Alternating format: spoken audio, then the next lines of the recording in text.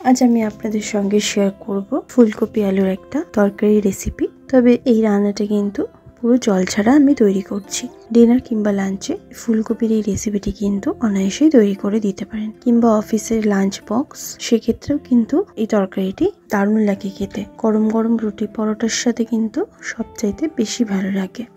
নমস্কার বন্ধুরা, অনুশ্রীর রান্নাঘরে আপনাদের সবাইকে স্বাগত। রেসিপিটি তৈরি করার জন্য আমি এখানে দুটো মিডিয়াম সাইজের আলুকে খোসা ছাড়িয়ে এরমভাবে কেটে ধুয়ে পরিষ্কার করে নিয়েছি। এখানে একটা মাঝারি মাপের ফুলকপিগুলোকেও এরমভাবে কেটে ধুয়ে পরিষ্কার করে নিয়েছি। ফুলকপি ডাঁটাগুলোকে একটু লম্বা লম্বা করে রেখেছি, যাতে ফুলকপির ফুলগুলো না রান্না করার সময় ঘেটে যায়। এরপর গ্যাস অন করে একটা কড়া বসিয়ে দিয়ে তার মধ্যে দিয়ে দিয়েছি পরিমাণ মতন সর্ষের তেল।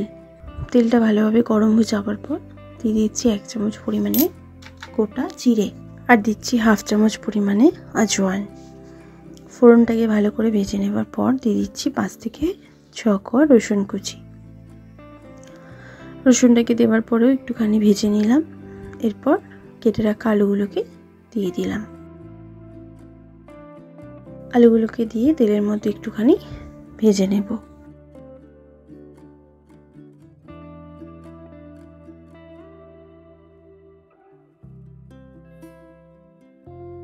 এরপর আমি দিয়ে দিচ্ছি কেটে রাখা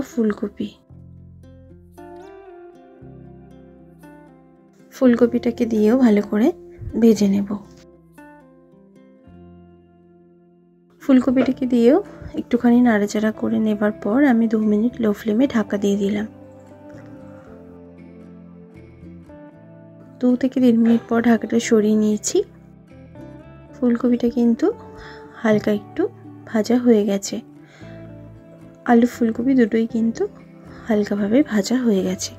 আর একটুখানি ফুলকপি আলুটাকে আমি তেলের মধ্যে আর একটু ভেজে নেব। তারপর এখানে গুঁড়ো মশলা অ্যাড করব। এরপর আমি এখানে গুঁড়ো মশলা দিচ্ছি 1/2 চামচ পরিমাণে জিরের গুঁড়ো, 1 চামচ পরিমাণে ধনের গুঁড়ো, 1/2 চামচ পরিমাণে হলুদের গুঁড়ো, নুন দিচ্ছি স্বাদ মতন, আর দিচ্ছি এখানে ঝাল লঙ্কার গুঁড়ো 1 চামচ। ঝালটা কিন্তু এখানে নিজেদের স্বাদ অনুযায়ী আপনারা দেবেন। ভালো করে এই মশলাগুলোকে দেওয়ার পর আমি কষিয়ে নেব। ফ্লেমটাকে লোতে রেখে কষাবো, যেহেতু গুঁড়ো মশলা, নইলে পুড়ে গিয়ে রান্নাটা তেতো হয়ে যাবে। এরপর 2-3 মিনিট আবারও লো ফ্লেমে ঢাকা দিয়ে দিয়ে রান্না করব। 2-3 মিনিট পর ঢাকাটা সরিয়ে নিয়েছি। একটুখানি নাড়াচাড়া করে নেব। পুরো রান্নাটাই কিন্তু জল ছাড়া হবে আর ঢাকা দিয়ে দিয়ে লো ফ্লেমে হবে।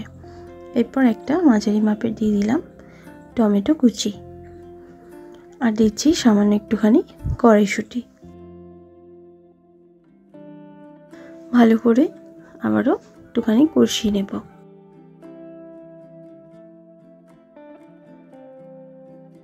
ভালো করে নাড়াচাড়া করে কষিয়ে নেবার পর আবারও ঢাকা দিলাম 5 থেকে 7 মিনিট লো ফ্লেমে। মাঝে কিন্তু আমি একবার ঢাকা সরিয়ে নেড়ে দেব। ঢাকাটা 5-7 মিনিট পর সরিয়ে নিয়েছি। 5-7 মিনিট পর ঢাকাটা সরিয়ে নেবার পর দিচ্ছি 1 চামচ পরিমাণে চিলি ফ্লেক্স আর সামান্য একটুখানি ধনেপাতা কুচি। ভালো করে নাড়াচাড়া করে মিশিয়ে নেব। এই রান্নাটা কিন্তু বেশ একটু হালকা ঝাল ঝাল হলেই খেতে বেশি টেস্ট হয়। তবে আপনারা যদি কেউ ঝাল কম খান, সেক্ষেত্রে কিন্তু চিলি ফ্লেক্সটা দেবেন না।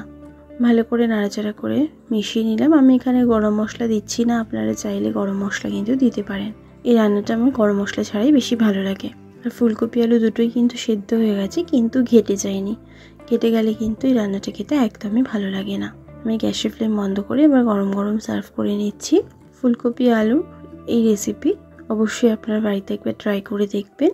আশা করছি আপনাদেরও ভালো লাগবে। ভালো লাগলে লাইক শেয়ার করতে ভুলবেন না। কমেন্ট বক্সে কমেন্ট করে জানাতে ভুলবেন না রেসিপিটি কেমন লাগলো। ভালো থাকবেন, সুস্থ থাকবেন। ধন্যবাদ।